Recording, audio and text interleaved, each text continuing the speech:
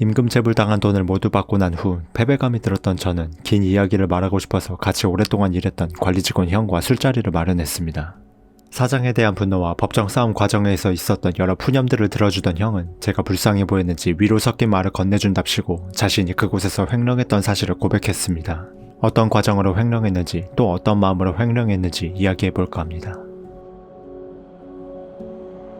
아이들을 대상으로 체험이나 오락을 시켜주는 이 업체는 매출을 내는데 신뢰를 바탕으로 두고 있습니다. 손님이 체험관을 이용했다는 증거가 CCTV나 직접 목격하는 것 뿐이라 손님의 돈을 매출로 등록하지 않고 자신의 주머니로 넣은 후 체험을 시켜줘도 알아내기가 상당히 힘듭니다. 비수기에는 CCTV로 어느 정도 확인이 가능하겠지만 손님이 많은 성수기에는 횡령 사실은커녕 매출을 제대로 카운트했는지조차 확인하기 힘들 정도입니다. 매출 관리 직원이었던 형은 직원들이 너무 바빠서 매출 등록을 깜빡했거나 카운트를 잘못해서 덜 찍는 매출 공백 현상을 이용하여 적정선을 계산하고 횡령하였습니다. 업체는 근무자의 횡령을 방지하기 위해 손님이 건네는 돈은 손님이 직접 돈통에 넣는 규칙을 세웠습니다. 체험 이용 금액이 3,000원인데 5,000원을 돈통에 넣었다면 2,000원은 직원이 가지고 있던 영업 시제금에서 직접 건네주는 방식이었습니다. 그러기에 총 매출액은 매출 수익과 영업 시제금이 같이 포함되어 있는 상태인데 매출 집계하는 과정에서 시제금만 빼고 나머지를 모두 매출로 입금하는 게 일반적입니다.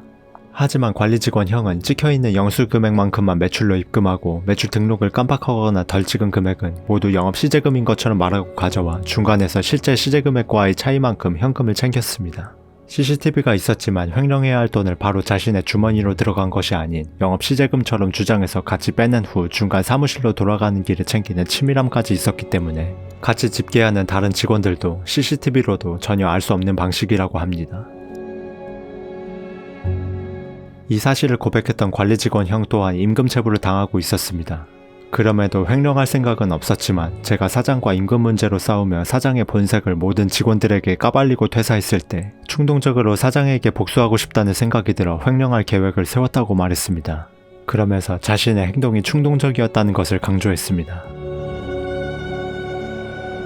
자신이 놀이동산에서 일하게 된 근본적인 이유는 여자 때문이었다고 말했습니다. 부모님으로부터 월세와 생활비에 용돈까지 부족함 없이 받고 있던 형은 돈보다는 일하고 있는 직장인이라는 명분과 여자와의 접점이 필요했습니다. 젊은 여직원들이 많은 서비스직이고 자연스럽게 섞이기 매우 좋은 환경이며 동시에 근무하는 사람도 자주 바뀌는 놀이동산의 특성 때문에 그곳에 남아있었지만 우발적으로 저지른 횡령으로 인해 죄책감이 들어 주변 직장 동료들이 목적 없이 자신을 부를 때면 횡령이 발각된 것인가 두려워서 결국 퇴사했다고 합니다. 얼마나 또 얼마 동안 횡령했냐고 물어보자 금액은 얘기하지 않았고 3개월 정도 횡령하다가 그만두었다고 말했습니다. 저는 뭔가 이상함에 다시 되물었습니다. 과연 이게 충동적인 횡령이었을까? 사장이 임금 체불을 일부러 하는 행동에 화가 나서 복수심에 충동적으로 횡령을 했지만 우발적으로 저질렀다고 하기에는 치밀하게 계획적으로 행동해야 했고 그 기간마저 3개월 정도면 상황을 판단하고 냉정함을 유지하는 상태가 반드시 있었을 텐데 형은 계속 충동적이었다고 답했습니다. 평소에 돈이 급한 상황이 없었고 여자 욕심 때문에 일을 다니고 있었던 거라 임금 체불을 당하고 있는 걸 알면서도 계속 다닐 수 있었던 이유는 돈 욕심이 없었기 때문이었다고 말했습니다.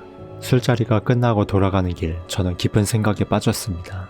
충동적인 범행, 계획적인 범행 충동적이면서 냉정한 상태가 절대로 동시에 있을 수 없고 이 문제는 이분법적으로 나눌 수 있다고 생각하여 다른 이유를 예상하기 시작했습니다.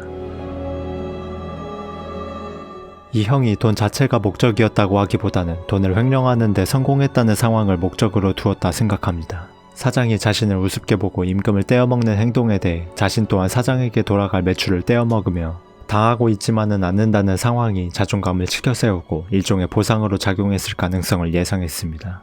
저는 목적을 가지고 하는 행동들은 반드시 보상이 존재한다고 생각합니다. 그것이 단순 돈이 아닌 순간의 감정이나 기대 심리 등 그 어떠한 아주 작은 보상이라도 목적과 연결되어 있다고 생각하는데 뉴스에서 충동적으로 일어났을 것 같은 사건들을 보면 가끔 헷갈리기도 합니다.